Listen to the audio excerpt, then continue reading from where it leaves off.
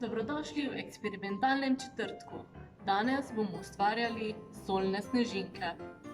Za eksperiment potrebujemo vročo vodo, posodo za mešanje, sol, žlico, jedilne barve in pa snežinke oziroma okraske iz kosmatene žice. Najprej v našo posodo za mešanje vlijemo vročo vodo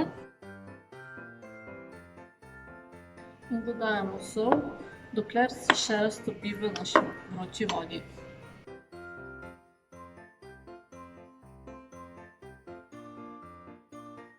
Če kljub mešanju še vseeno vidimo kristalčke soli na dnu, pomeni, da je naša raztopina super nasičena in se sol ne bo več topila.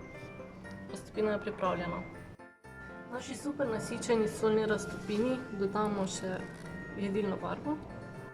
Naše snežinke položimo na plitek krožnik. Krožnike z raztopino in snežinkami smo postavili na radiator, da je voda hitreje izhlapela in smo do rezultatov prišli hitreje. Kaj se je zgodilo?